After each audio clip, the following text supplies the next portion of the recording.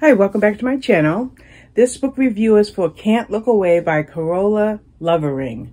This is the first book that I have read by her, but she is a good author according to what I see here on Goodreads, because she has a couple of, I see 2 other books mentioned by her, Tell Me Lies and Too Good to Be True.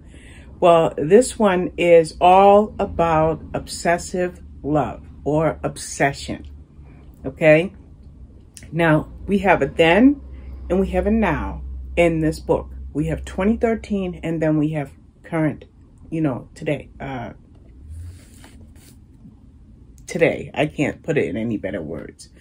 Back in 2013, Molly Diamond is 23 years old and she is in love with Jake Danner. The two have a very good, very strong relationship, but the difference, the problem in their relationship is Jake is a lead singer in a band, and sometimes he has to travel to do tours, with his band. Now, they hit some rocky times, so rocky that they split up, and then he wrote something called Molly's Song, which was a hit for years. Okay, but that was then back in 2013. But in the present day, Molly, by the way, back in 2013, she was an up-and-coming writer. It looked like she would be able to get a book published. She was really good at what she was doing. But it's now 10 years later. Molly's not writing. Molly's not even with Jake.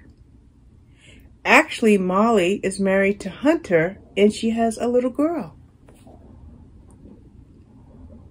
But the meat of the story seemed like it was going to focus on Molly and Jake's powerful and intense relationship.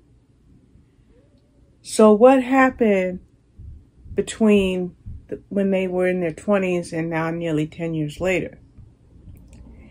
Now, there's a lot of domestic drama in this book because Molly and her husband Hunter are desperate for a second child. Their little girl is about 7 years old, and they are using fertility treatments to try to conceive a second child. So there's a lot of stress in that situation. Okay, now, Molly has a new friend, and her new friend is named Sabrina. And they hit it off really well. Now, I hope I put the suspense in here for you in this review. Sabrina is married, and Molly's married to Hunter. And Sabrina invites Molly and her husband over for dinner. So they go. And guess what? Sabrina is married to Jake, Molly's first love. Is that a coincidence? Now remember, I just said I want to get the setting right, okay? Molly meets Sabrina and the two become fast friends. Sabrina invites Molly and her husband over for dinner. Molly walks in the door and she sees the husband of her new friend, and it's Jake. So, if this book is about obsession, and we have 2 female characters, we have Molly and we have Sabrina, who is the obsessive one? Who is the one that is obsessed? Now, I'm going to try to not tell you which of those characters, other than me saying that it's one of those characters. Okay, so when you see this book and you see these characters and you see this drama and you see that it's about obsession, it's also about first love, and it's also, what's that word, that phrase, okay, I'm drawing a blank, but soulmate. If a couple are soulmates and they don't end up together, can they be happy with their other halves?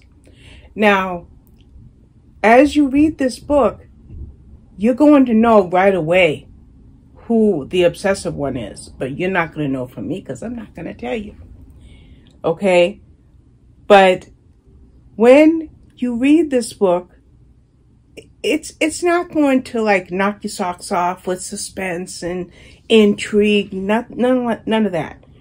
You're going to have some, like I said, domestic drama because it deals with infertility. It deals with the fact that Fiona wants a child from Jake. Molly and Hunter want a second child so their little girl can have a younger sibling. So there's that drama. Then there is a little bit of mystery mixed in because you have the person that is obsessive of, you know, one of these two women is obsessive and why that woman is obsessive. And then you have some romance in there because love is key in this book to me, okay? And then you have someone that has a secret agenda and you learn to what extent this person went to fulfill everything on that agenda. So those are all the things that I can relate to you without giving you any spoilers in this book. And the thing is, I really looked at this book in the sense of trying to figure out who loved who and who is going to end up with who.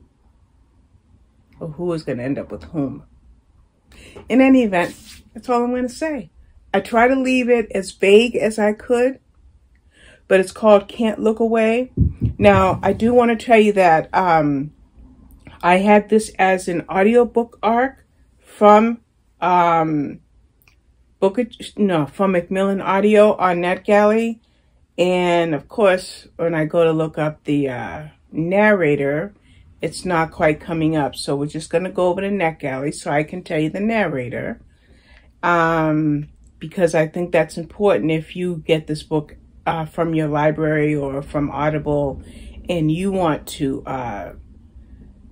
audiobooks. I've already read it, so it's acting as if. Okay, there we go. So since I got it as an audiobook, I want to share the narrator really quickly, and that is 3 narrators. I love it, love it, love it, love it, love it when there are multiple narrators. The 3 narrators are Caitlin Davies, Carissa Vacker, and Zachary Weber. Now, I have listened to books narrated by Zachary Weber before, so it was good to have a book where I got to hear his voice again. And then Caitlin Davies and Carissa Vacker were new to me, but I did want to tell you the narrators' names because sometimes we do want to get repeat narrators when we listen to books. So that's Can't Look Away. You can get it from, you know, any of your stores online or your library. And let me know if you read it or if it intrigues you. Thanks for watching. Bye-bye.